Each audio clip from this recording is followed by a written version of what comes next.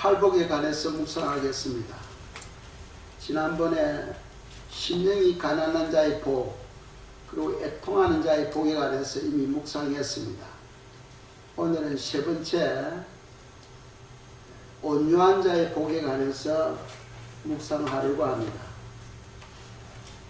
온유, 이거는 대단히 중요해요. 보통 우리가 일반적으로 믿음이라든지 사랑을 강조합니다만 온유에 관해서 저희들이 깊이 생각하지 못할 때가 많습니다. 그래서 온유에 관해서 저희들이 묵상할 때 여러분들에게 또 여러분들의 신앙에 큰 기쁨이 있기를 바랍니다. 온유에는 크게 두 가지로 생각할 수 있어요. 온유의 뜻을 두 가지로 생각할 수 있는데, 하나는 사람에 대해서, 또 하나는 하나님에 대해서 우리가 각각 그 뜻을 생각할 수가 있습니다. 사람에 대하여는 온화하고 부드러운 마음을 말합니다. 온화하고 부드러운 마음. 온화하다는 것은 마음이 따뜻하다는 거죠. 어떤 사람이 마음이 따뜻한 사람입니까? 사랑스러운 사람. 사랑스러운 사람은 마음이 따뜻해요.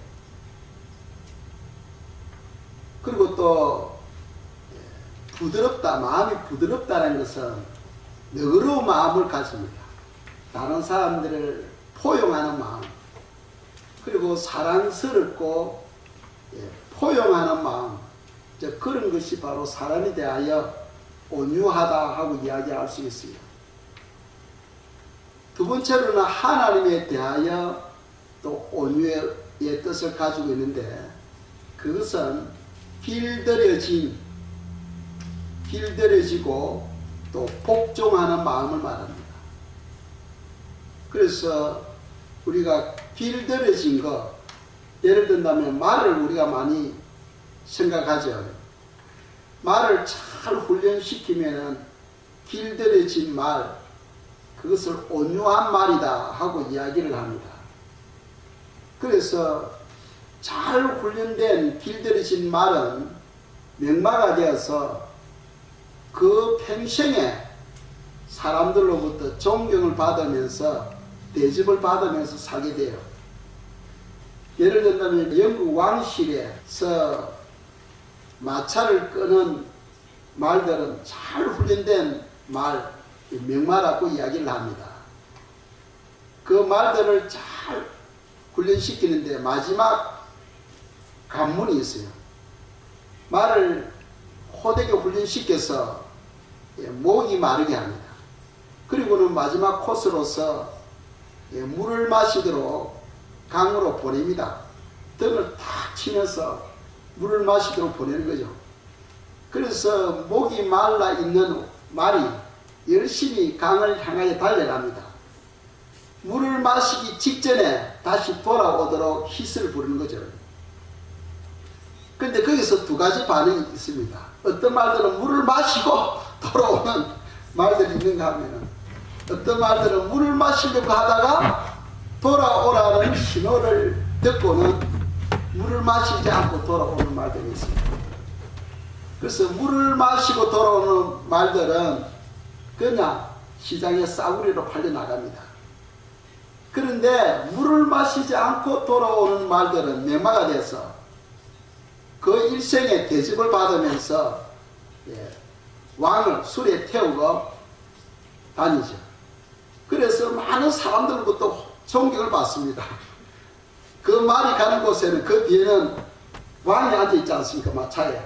그래서 사람들이 손뼉을 치고 손을 흔들고 환영을 하게 됩니다.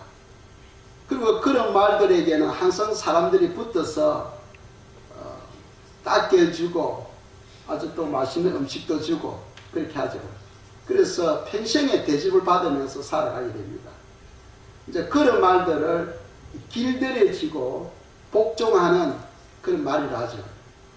그래서 하나님은 사람으로 하여금 온유한 마음을 가지기를 원해. 하나님에 대하여 길들여지고 하나님의 말씀이라면은 죽음에까지도 순종하는, 그러면 복종하는 그런 마음을 가진 자죠. 예를 들면 예수님이 그랬죠. 예수님이 십자가에 상해서 이 잔을 옮겨달라고 이야기했는데 그것이 아버지 뜻인 줄 알고는 십자가의 잔을 마시는 것을 볼 수 있습니다.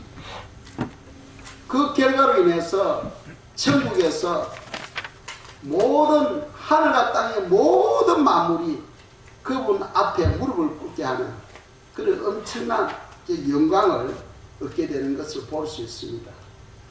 그래서 하나님은 이 땅에서 우리를 훈련시키는데 온유한 성품으로 변화되도록 훈련시키는 거죠. 그렇다면은 온유가 어떠한 유익을 주는가? 온유한 성품으로 변화되었을 때에 어떠한 유익이 우리에게 있는가 하는 것을 먼저 묵상하도록 하겠습니다. 첫째로 시편 37편 11절입니다. 읽겠습니다. 그러나 온유한 자들은 땅을 차지하며 풍성한 화평으로 즐거워하리로다. 아멘. 온유한 자들은 땅을 차지한다는 거예요. 땅을 차지한다. 즉 무슨 말이냐 하면은 온유한 자들은 이 땅에 땅 장사하라는 그런 말씀은 아닙니다. 땅 하면 우리 마음을 말하죠. 우리가 씨 뿌린 비유에서 밭을 설명할 때 그 밭은 바로 마음을 말합니다. 그러니까 땅을 차지한다는 것은 영혼들을 구원한다는 영혼들을 마음을 가진 영혼들 많은 온유한 자에게는 사람들이 모여들어요.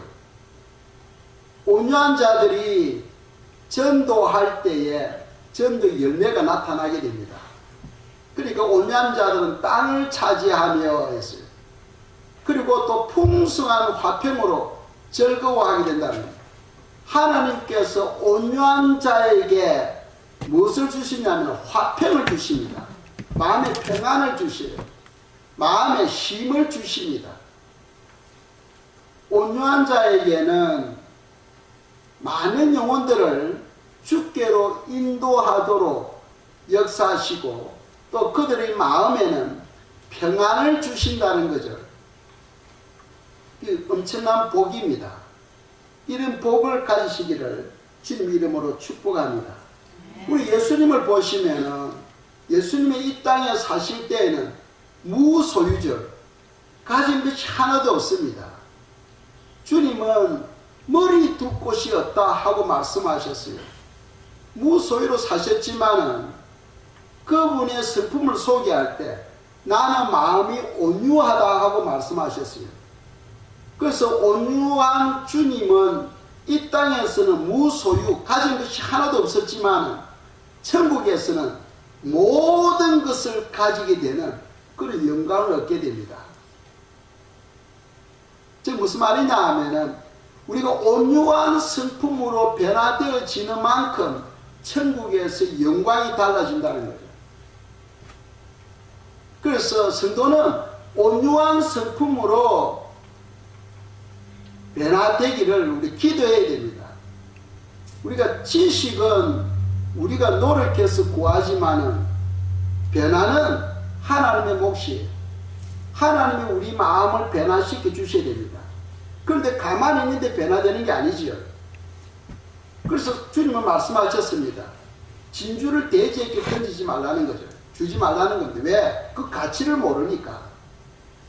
우리가 먼저 온유에 대한 그 가치를 알아야 주여 온유한 사람이 되기를 원합니다 하고 주님께 갈망하는 마음으로 기도할 수가 있죠. 그래서 주님은 각 사람의 그 마음의 그 중심을 보시고 성도가 온유하기를 갈망하고 온유한 성품으로 변화되기를 원하는 그런 성도에게 주님은 성령을 보내주셔서 그들의 속사람을 변화시켜 주시는 거예요. 그래서 변화는 하나님의 몫입니다. 하나님의 몫이지만은 단 우리가 가져야 될 것은 그 변화를 사모하며 기도해야 된다는 거예요. 기도하지 아니하면 없어요. 영적 원리는 기도하는 자에게 임합니다. 기도가 없이는 아무것도 없어요. 그래서 기도라는 것은 하나님과 우리 사이를 연결하는 생명선입니다. 그 기도를 통하여 주님께서 우리에게 엄청난 은혜를 주시는 거예요. 또 시편 76편 9절에 보면은 함께 읽겠습니다. 곧 하나님이 땅의 모든 온유한 자를 구원하시려고 심판하러 일어나실 때로다. 아멘. 하나님께서 온유한 자를 구원하기 위해서 심판하러 일어나신다는 거예요. 즉 심판하시다는 누구를 심판한다는 겁니까? 악한 자들. 악한 자들을 심판하시겠다는 거예요. 온유한 자를 구원하기 위해서. 왜? 온유한 자는 악한 자들에 의해서 여러 가지 박해를 받고 있기 때문이에요. 그래서 온유한 자를 하나님께서 구원하기 위해서 악인들을 심판하시겠다는 겁니다. 근데 저기서 구원하시려고 할 때 그 구원을 두 가지로 우리가 생각할 수 있어요. 자, 주님께서 심판하시기 위해서 오실 때에 온유한 자를 구원하겠다. 그 말은 심판이 시작되어질 때에 자기 백성들을 부르시는 그런 의미로 생각할 수 있고, 또 하나는 보호로 생각할 수 있어요.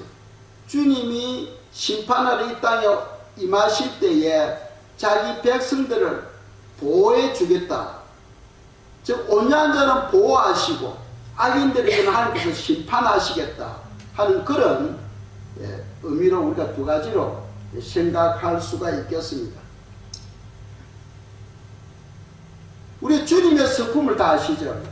주님의 성품은 마태복음 11장 29절에서 나는 마음이 온유하고 겸손하니 나의 멍에를 메고 내게 배우라. 그리하면 너희 마음이 힘을 얻으리니. 아멘. 주님은 자기 자신을 소개할 때 나는 마음이 온유하고 겸손하다는 거예요. 그 온유라는 것은 누구의 성품? 하나님의 성품, 예수 그리스도의 성품을 말합니다. 그래서 하나님의 성품을 우리가 알고 우리가 하나님의 성품으로 변화되어지는 만큼 하나님과 하나가 될 수가 있어요. 주님은 자기 자녀들이 모두가 온유한 성품을 가진 성도들이 되기를 원하셔. 그래서 우리가 온유해지는 그만큼 하나님과 즉 예수님과 우리가 하나가 될 수가 있는 거죠. 그리고 그런 자에게 주님께서 무엇을 주시겠다는 거예요? 힘을 주겠다. 평안을 주겠다는 거예요. 화평을 주겠다. 평안을 주겠다는 겁니다. 그래서 온유한 자의 마음에는 하나님의 평강이 있어요. 그래서 주님은 나는 마음이 온유하고 겸손하니 나의 멍에를 메고 내게 배우라 하고 말씀하고 있습니다. 나의 멍에를 메고, 즉 예수님의 멍에가 뭡니까? 예수님의 교훈이죠. 예수님의 가르침입니다. 그 가르침을 배우고 할 때는 그 배운다는 의미 속에는 행함도 포함되어지는 거예요. 빌립보서 4장 9절에 보면은 너희는 내게 배우고 받고 듣고 본바를 행하라 하고 말씀하고 있습니다. 그리하면 평강의 하나님이 너희와 함께 계시리라 하고 말씀하고 있어요. 평강의 하나님이 우리와 함께 하셔서 우리에게 힘을 준다는 거예요. 누구에게? 주님의 교훈을 받고 듣고 본바를 행할 때에 그런 평안을 주시겠다 하고 빌립보서 4장 9절에서 말씀하고 있어요. 그래서 오늘날 사람들은요, 지식은 받아. 그런데 행함이 없으니까 마음에 평안이 없어요. 다 아시는 것처럼 히브리서 4장에 보시면은 안식에 관해서 말씀하고 있어요. 하나님은 자기 성도들에게 안식을 주셨는데 많은 사람들이 그 안식 안에 들어가지 못하고 있다는 거예요. 그 이유를 히브리서 4장 2절에서 말씀하는데 그들이 말씀을 받고는 행동으로 순종하지 아니하니까 그들이 마음에 안식이 없다는 거예요. 평강이 없다는 겁니다. 쉼을 얻지 못한다는 거예요.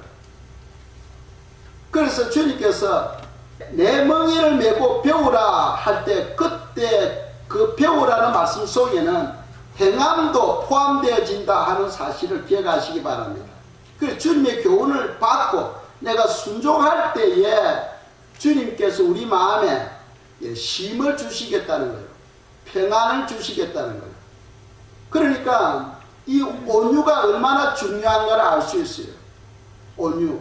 주님의 가르침이 뭐냐 하면 주님은 나는 마음이 온유하다는 온유. 그러니까 주님의 그 교훈이 뭡니까? 온유한 자가 되라는 겁니다. 온유한 자에게 내가 평안을 주겠다는 겁니다. 내가 너희들에게 쉼을 주겠다는 거예요.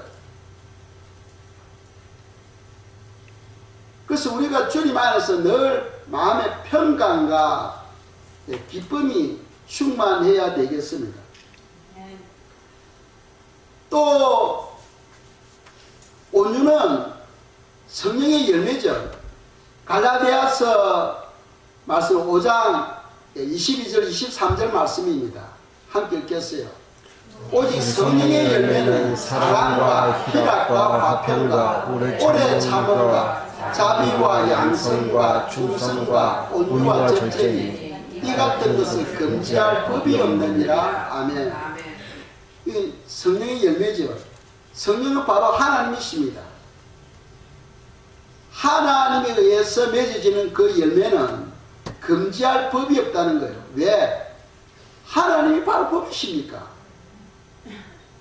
그러니까 그 하나님의 열매 속에는 온유도 포함되어 있다 하는 것을 우리가 발견할 수 있어요. 성령 하나님께서 우리에게 임하시면은 우리로 하여금 온유한 삶이 되도록 우리 마음을 만지신다는 거예요. 그래서 우리는 반드시 온유한 성품으로 자라가야 됩니다. 온유한 성품으로 자라가야 돼요. 그 이유가 첫째로 온유는 하나님의 성품이기 때문이에요. 그래서 온유로 자라감으로써 하나님과 우리가 온전히 하나가 될 수 있어요. 그리고 온유는 성령의 열매입니다. 그런 열매를 우리가 맺어야 돼요. 그런 열매를 맺을 때 우리 마음에 평안이 임한다고 되어 있어요. 쉼을 얻게 된다고 말씀하고 있습니다. 세 번째로 온유는 구원받은 성도들의 성품이에요. 구원받는 성도들의 성품. 그리고 네 번째로는 많은 영혼들을 주님께로 인도하고 풍성한 화평을 누리며 살게 된다는 거죠. 그래서 우리는 온유한 그런 성품으로 우리는 자라가야 되겠습니다. 그렇다면 이 성도는 반드시 온유한 성품으로 자라가야 되는데 어떻게 온유한 성품으로 자라갈 수 있는가? 그것에 대해서 우리가 묵상하고자 합니다. 두 가지로 생각할 수 있는데 하나는 예수 그리스도의 옷을 입어야 됩니다. 우리가 온유한 사람이 되려면 예수 그리스도의 옷을 입어야 됩니다. 이 옷은 신분을 나타낸다고 말씀드렸지요. 그래서 안디옥 교회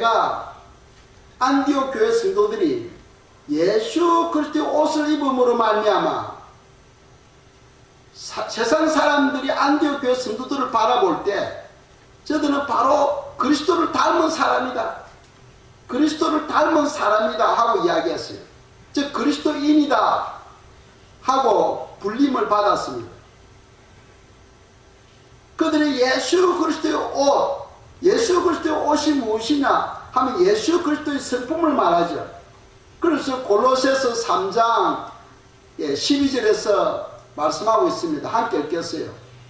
그러므로 너희는 하나님이 택하사 거룩하고 사랑받는 자처럼 긍휼과 자비와 겸손과 온유와 오래 참음을 옷 입고. 아멘. 이것이 바로 예수 그리스도의 옷입니다. 예수 그리스도의 옷은 거룩하고 또 사랑 그리고 긍휼, 자비 겸손, 온유, 오래 참음, 이런 열매를 맺는 사람은 누가 보더라도 아, 저 사람은 바로 그리스도인이야 하고 인정을 받게 된다는 거죠. 누가 보더라도 세상 사람들이 볼 때 아, 저 사람은 진짜 그리스도인이야. 그리스도인이라는 것은 예수 그리스도를 닮았다는 거예요. 예수 그리스도를 닮은 사람이야 하고 인정을 받게 된다는 겁니다. 그래서 예수님의 옷을 입는 그 성품 중에 가장 대표적인 게 뭐냐 하면은 온유입니다. 온유한 성품을 가지는 사람이 주님의 그 거룩에 참여할 수 있고 주님의 그 사랑에 참여할 수 있어요. 우리는 온유한 성품으로 자라가야 되겠습니다. 그래서 사람에 대하여 온유한 성품을 뭐라고 이야기했어요? 온화하고 부드러운 마음이랬죠. 이 온화하다는 것은 마음이 따뜻하다, 즉 사랑스러운 마음을 말하고 너그러운 마음을 말합니다. 이 사람에 대하여 사랑을 표현하고 너그러운 마음, 모든 것을 포용하고 관용하는 그런 마음, 그것이 바로 온유한 마음이고 하나님께 대해서는 길들여지고 복종하는 그러한 성품을 말씀하는 거죠. 그래서 우리가 온유한 성품으로 변화되려면 첫째로 예수 그리스도의 옷을 입어야 된다는 거예요. 예수 그리스도의 옷이 바로 골로새서 3장 12절에서 말씀하고 있습니다. 저런 성품으로 우리가 자라가야 돼요. 두 번째로는 성령에 의해서 연단을 받는 것입니다. 성령에 의해서 연단을 받는 것. 우리는 보통 생각할 때 성령 충만 받으면 은사만 생각해. 예언의 은사, 병 고치는 은사, 능력이 행하는 은사. 그 은사를 위해서 주야 성령 충만 주시옵소서 하고 기도합니다.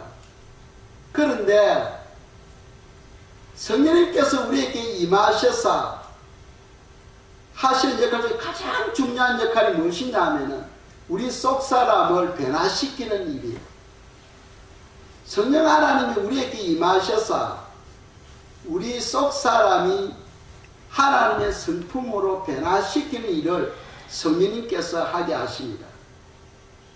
그런데 그 변화는 가만히 있는데 변화되는 게 아니고 우리가 나무에 못을 박으려면 망치로 두드려 못이 들어가잖아요. 그죠?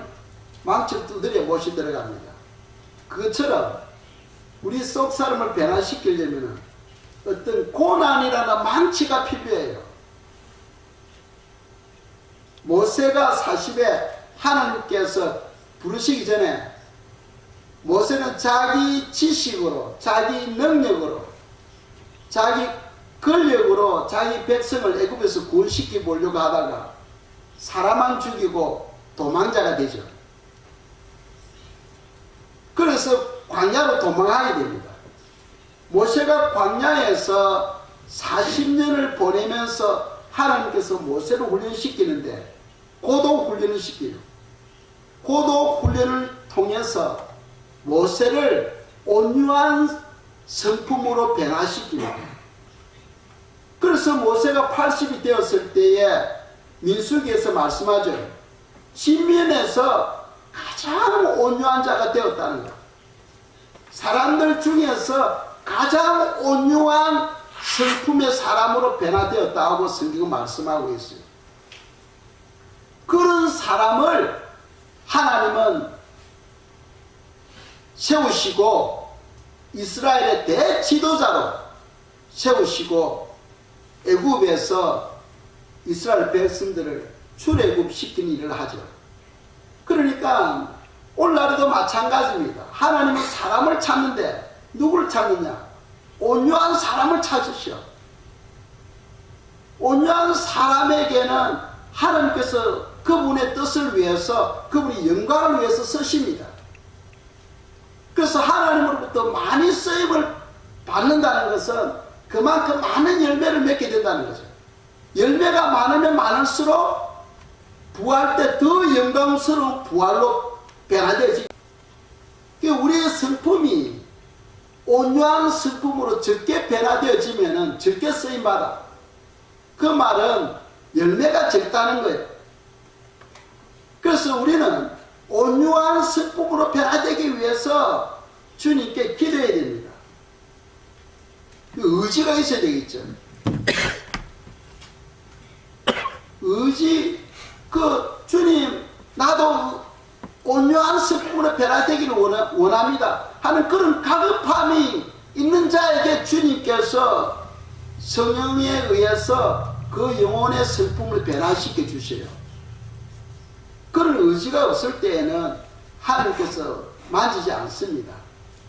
왜 그러냐? 그 가치를 아는 자에게 주는 거죠. 예를 들어서 돼지에게 다이아몬드를 한번 줘보세요. 돼지가 좋아가지고 이 다이아몬드 꿀꿀꿀, 이 다이아몬드 꿀꿀꿀 하고 품고 있습니까? 안 그렇잖아요. 그죠? 돌처럼 얘기입니다. 가치를 몰라요. 사람도 마찬가지입니다. 그 가치를 모르는 자에게 온유를 주본들 하나님께 영광을 올려드리지는 못한다는 거죠. 그 가치를 아는 자에게 줄 때 거기에 대해서 기쁨을 갖고 하나님께 감사하고 영광을 올려드리게 되는 겁니다. 그래서 우리는 온유한 슬픔으로 살아가야 된다 하는 것을 성경은 말씀하고 있어요.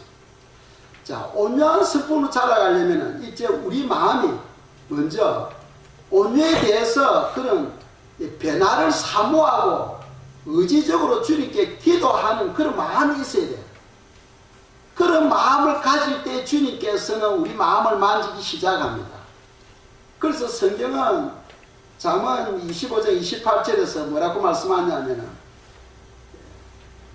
자기 마음을 제어하지 아니하는 자는 성읍이 무너지고 성벽이 없는 것과 같다 하고 말씀하고 있어요. 사단은요 순간순간 우리 마음에 생각을 줍니다. 생각을 줘요. 사단이 생각을 줄 때 우리는 어떻게 해야 됩니까? 그 생각을 받아서 그래 맞아 하고 순종을 해야 되겠어요? 그 사단이 주는 생각을 끊어버려야 되겠어요? 그 생각을 끊는다는 것은 성에 성벽이 있다는 겁니다. 성벽. 성벽이 없으면 사단이 주는 생각을 전혀 거르지 않고 우리가 그대로 받아들이는 거죠. 자꾸 그 사단이 주는 생각을 받아들이면 어떻게 되겠습니까? 사단이 원하는 대로 우리가 행동하게 돼요. 그리고는 나중에 이제 사단이 그 마음에 들어가 버립니다. 들어감으로써 성읍이 무너지게 되버려요. 가룟 유다에게 처음에는 사단이 어떻게 유혹합니까? 생각을 주죠. 가룟 유다에게 생각을 줍니다. 무슨 생각? 도둑질 하라는 생각을 줘요. 네가 지금 헌금 그걸 보관하는 자로 지금 맡고 있으니 거기서 얼마씩 떼가지고 뒷주머니 차게 되면은 나중에 그 돈이 모여져서 너 미래가 보장되어진다 하는 이런 생각을 사단이 주는 거죠. 그걸 가룟 유다가 끊어버리고 사단아 떠나가라 하고 명령해야 되는데 그 주는 생각을 따라서 뒷주머니에 돈을 차게 됩니다. 그 도둑질 하게 되는 거죠. 그럼 나중에는 어떻게 됩니까? 이제 사단이 가룟 유다 마음에 들어가게 되죠. 들어가서 나중에 예수님까지도 팔아버립니다. 그래서 처음에 사단이 줄 때에 우리 마음을 제어할 줄 알아야 된다는 거예요. 우리가 온유한 사람으로 자라가려면 이 온유를 사모하는 그런 우리 마음을 가져야 되고 사단이 주는 악한 생각을 우리가 막아버려야 돼요. 막아버려야 됩니다. 그걸 막지 아니하면은 그 사단이 좋아하는 것을 쫓아서 행하다가 나중에는 사단이 그 마음에 들어가게 되면은 그 영혼은 멸망으로 떨어지게 되겠죠. 그 성경은 마음을 제어하라 하고 말씀하고 있어요. 이 공동체에도 마찬가지입니다. 개인에게도 마찬가지지만 우리가 이 교회, 등대교회는 우리 한 사람 한 사람이 모여서 등대교회를 형성하고 있어요. 이 우리는 한 몸입니다. 그렇죠? 한 몸입니다. 이 한 몸에 한 사람이 마귀에 의해서 생각을 받아서 문제를 일으키면 공동체 전체가 평강이 없어지겠죠. 그래서 깨어있는 성도들은 그 어떤 교회 안에 문제가 있을 때는 기도해 버려야 돼요. 기도해야 됩니다. 그런데 보통 사람들은 교회 문제가 있으면 기도 안 해요. 기도 안 하고 어떻게 하느냐? 잘라버려. 저 인간은 안 돼. 잘라버려요. 잘라버립니다. 그 왜 그러냐? 온유함이 없기 때문에. 자, 예를 든다면 이 손가락에 문제가 생겨서 골마가지고 몹시 아파요. 그러면은 여러분 손가락이 하나가 골마가지고 아프면은 칼로가 잘라버리니까 약을 발라서 낫게 합니까? 그렇죠. 약을 발라서 낫게 하죠. 근데 실제로 공동체 안에서 문제가 생기면은 잘라버려. 약을 발라서 낫게 하지 않고 잘라버린다니까요. 우리 전체가 한 몸입니다. 한 공동체가 문제가 있으면 그 영혼을 위해서 우리가 기도하고 사랑을 베풀고 그래야 되는데 그러지 않고 저 인간은 안 돼. 잘라버려요. 그거는 무슨 말이냐면 사랑이 없고 온유한 마음이 없기 때문이라는 거죠. 사람에 대하여 온유한 마음이 뭐라고 했습니까? 사랑스럽고 그죠? 너그러운 마음이랬죠. 너그러운 마음. 온화하고 부드러운 마음. 사람에 대하여. 하나님에 대하여는 길들여지고 복종하는 마음입니다. 그러니까 성도들은요, 공동체에도 마찬가지죠. 모세가 시내산에 올라가서 40일 동안 하나님과 함께 교제하는 동안에 산 밑에서는 고라가 문제를 일으킵니다. 야, 모세가 산에 올라가더니 내려오질 않는다. 하늘께 올라갔다가 죽었다는 거예요. 죽었으니까 이제 우린 더 이상 모세를 믿을 수 없어 하면서 고라가 이스라엘 공동체를 미혹시키죠. 문제를 일으킵니다. 그래서 온 이스라엘 백성들이 어떻게 합니까? 그래, 맞아. 이제 모세는 죽었어. 이제 우리는 우리 하나님을 따로 만들어야 되겠어. 그래가지고는 그들이 금을 팍 가져가지고 금송아지를 만들지 않습니까? 그러니까 한 사람의 그 잘못된 그 생각이 공동체 전체를 문제를 일으키죠. 그래서 우리 개개인 한 사람 한 사람이 악한 영이 주는 그 생각을 분별할 줄 알아야 돼요. 이것이 하나님으로부터가 아니고 악한 영으로부터 오는 거라면 여러분들이 빨리 그 생각을 끊어버려야 돼요. 끊어버려야 돼요. 끊는다는 것은 무슨 말입니까? 생각을 바꾼다는 거예요. 하나님의 기쁨, 하나님의 영광의 생각으로 바꾸어버리는 겁니다. 사단이 주는 생각으로 따라가게 되면은 그게 미혹되어 버려요. 아담의 아내 하와가 사단이 주는 말에 그 말을 생각하고 그 말대로 따라가다가 결국 선악과를 따먹지 않습니까? 우리는 따라가면 안 돼. 우리 마음을 제어할 줄 아는 그런 지혜가 있어야 됩니다. 우리 예수님을 한번 보겠습니다. 하나님은 우리가 온유한 성품으로 바뀌기를 원하는데 이 온유란 것은 가만히 있는데 저절로 변화되지 않고 반드시 성령님의 인도를 의해서 고난이라는 터널을 통과함으로써 우리가 온유한 성품으로 변화되어지게 됩니다. 온유는 가만히 있는데 저절로 온유한 성품으로 바뀌질 않습니다. 온유한 성품으로 바뀌시려면 반드시 고난이라는 그 과정을 통과해야 되는 거예요. 예수님도 보세요. 예수님도 성령님께 이끌림을 받아서 광야로 가서 40일 동안 금식하게 됩니다. 그리고는 마귀에게 시험을 받죠. 것이 성령님의 인도하십니다. 그 과정을 통하여 예수님도 온유한 분으로 변화되게 되는 거죠. 인간의 몸을 입고 있는 이 상태에서는 반드시 고난이라는 과정을 통해서 우리 속사람이 변화를 받게 됩니다. 그 과정이 없이는 절대 변화되질 않아요. 아멘. 예를 들어서 어릴 때에 한 5살 먹는 애가 문제가 있어가지고 부모가 집 골방에 가둬놨다 합시다. 골방에 가둬놨는데 30년 동안 갇혀 있었어요. 그런데 30년 뒤에 이웃에서 알고 그 애를 그 방에서 끄집어내면은 그 아이의 사고는 5살짜리 똑같은 거예요.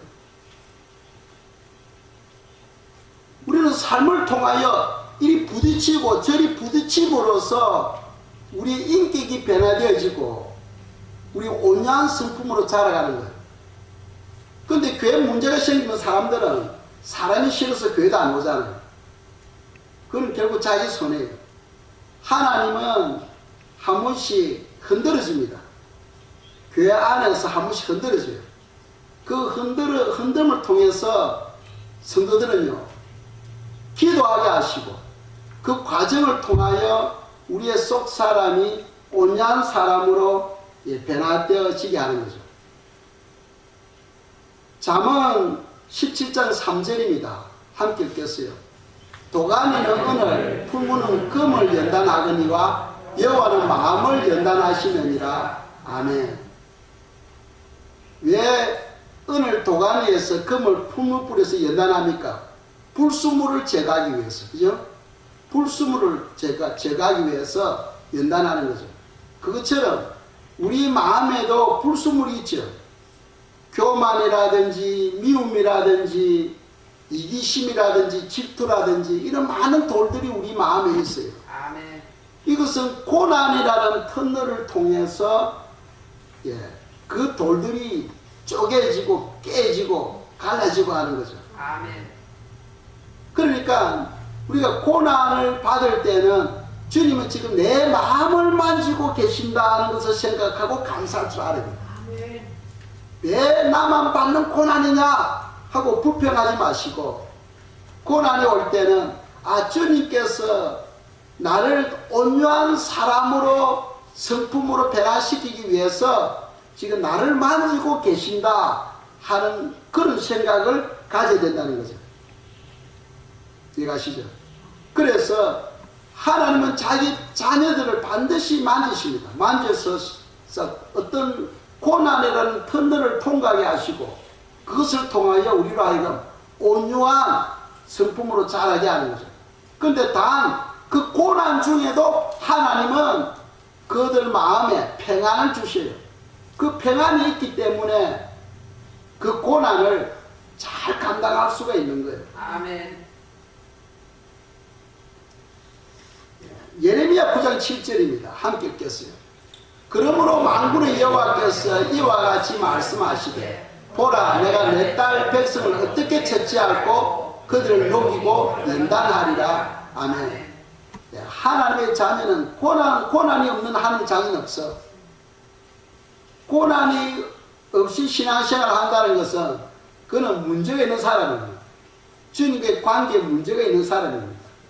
우리가 바른 신앙을 갖게 되면은 반드시 고난이라는 그 과정이 있다는 거죠. 욥을 보면은 동방에서 의인입니다. 하나님을 경외하고 동방에서 가장 어떤 데는 의인인데도 불구하고 욥에게 엄청난 고난이 오죠. 그래서 주님께서 말씀하지 않습니까? 욥의 고난을 배우라 하고 말씀하고 있습니다. 그 고난을 통하여 또 인내의 열매가 맺어지게 되는 거죠. 그래서 이런 연단이 없이는 우리 속 사람이 절대로 변화되지 않는다 하는 것을 우리가 기억하셔야 돼요. 아멘. 그렇다고 해서 연단 당하고 기도하면 안 됩니다. 그는 성령 하나님이 알아서 우리의 형편과 우리 처지를 다 아시고 적당한 때에 우리를 만지시고 변화시켜 주시는 거예요. 아멘.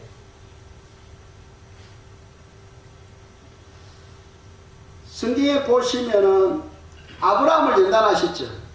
아브라함을 연단하셨고 또 그 아들 이삭을 모리아 산에서 또 연단하셨고 또 그 아들 야곱을 외삼촌 라반 집에서 또 크게 연단하시는 것을 볼 수 있습니다.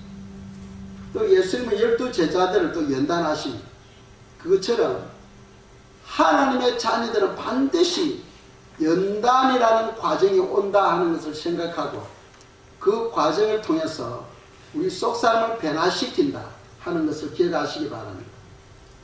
또 스가랴 13장 9절에 보면은 목회자들을 또 연단하는 것을 또 말씀하고 있어요. 함께 읽겠습니다. 내가 그 3분의 1을 불 가운데 던져 은같이 연단하며 금같이 시험할 것이라. 그들이 내 이름을 부르리니 내가 들을 것이며 나는 말하기를 이는 내 백성이라 할 것이요 그들은 말하기를 여호와는 내 하나님이시라 하니라. 아멘.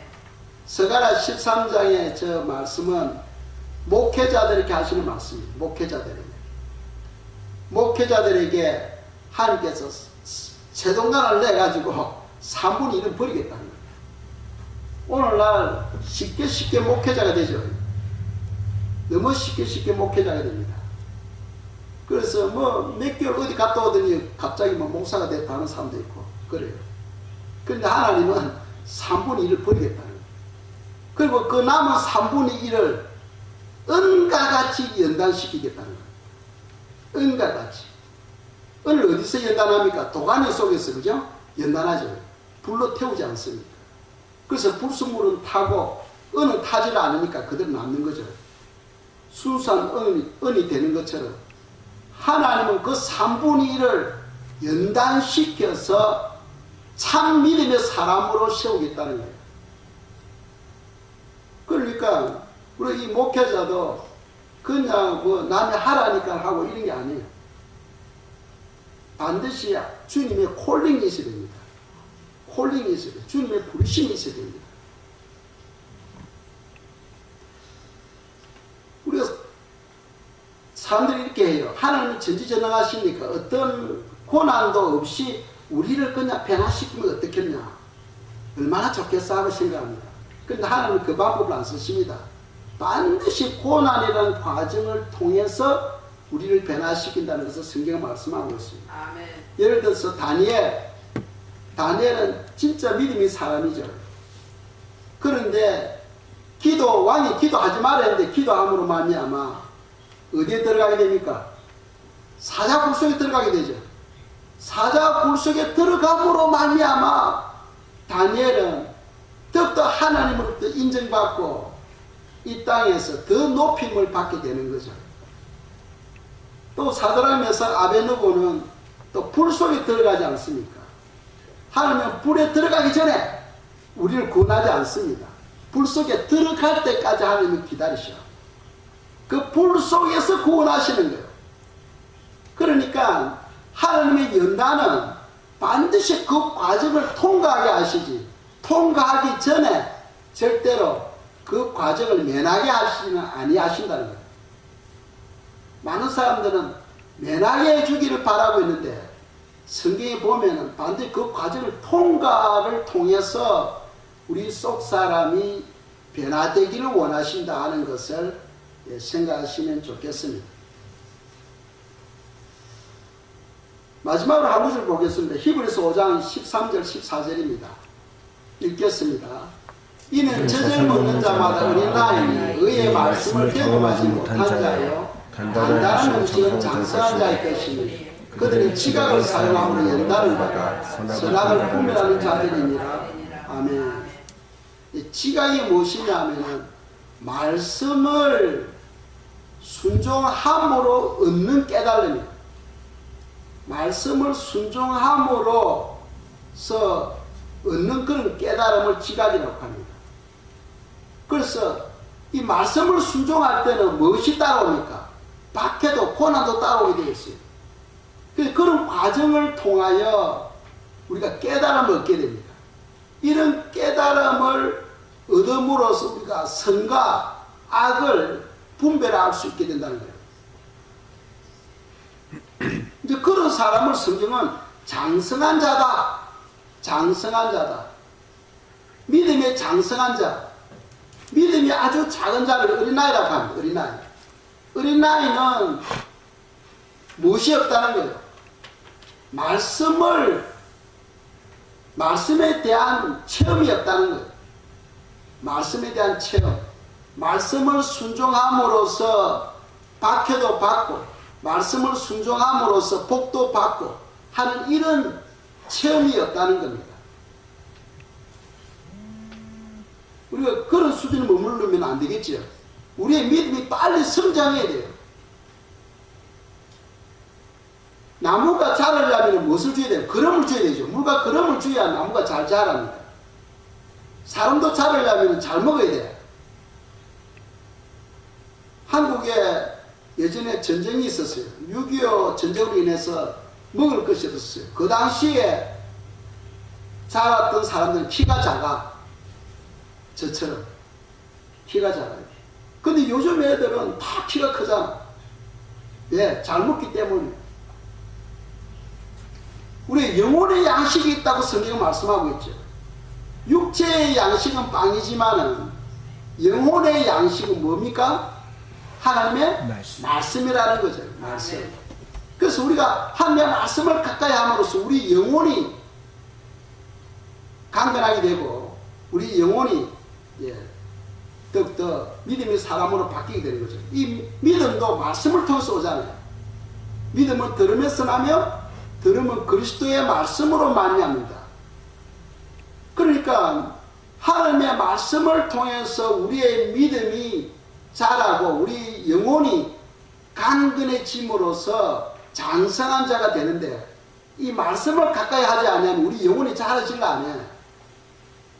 신앙생활은 아무리 오래 가더라도 우리 영혼이 자라질 않으니까 어떤 주님의 고난이 올 때 그냥 넘어져 버리는 거예요. 그걸 극복하지 못하는 거예요. 즉 그 말은 무슨 말이냐면 속 사람이 변화가 안 일어난다는 거예요. 신앙생활을 오래 해도 예전에 예수를 믿기 전에 우리의 성품과 지금의 성품이 똑같다 할 경우에는 그런 문제가 있다는 거예요. 변화가 있어야 되는데 그 변화는 무엇을 통해서 말씀을 순종함으로써 얻는 깨달음, 그 지각을 통하여 이 지각을 얻는 것은 그냥 얻어지는 게 아니에요. 반드시 고난이라는 과정을 통해서 이 지각이 얻어져. 그래서 선과 악을 분별할 수 있는 그런 능력, 믿음의 장성한 자로 세워지게 된다는 겁니다. 이제 거기에 따라서 천국에서 영광이 다르겠죠. 영광이 달라지게 됩니다. 그래서 성도들은요, 앞으로 우리에게 주어질 부활이 있지 않습니까? 더 아름다운 부활, 더 좋은 부활, 또 주님의 형상으로 변화되기 위해서는 반드시 그 고난이라는 과정을 통과해야 되는데, 그러려면은 우리가 성령 충만을 받아야 돼요. 내 힘으로 되는 게 아니에요. 성령 충만을 받아야 되고 우리의 성품이 예수님의 성품으로 자라가도록 우리가 기도하고 그것을 사모하는 그런 은혜가 있어야 되겠습니다. 우리 등덕의 온 성도님들이 모두가 주님께서 인정하는 주님의 그 온유한 성품, 그러한 성품으로 변화되기를 주님 이름으로 축복합니다. 이 시간 저희들이 기도하겠습니다. 기도할 때 주님, 저희들도 예수님 닮기 원합니다. 온유한 성품으로 변화되어지도록 우리를 만져달라고 이 시간 저희들이 기도드리겠습니다. 주 하나님이여 감사합니다. 주 하나님이여 감사합니다.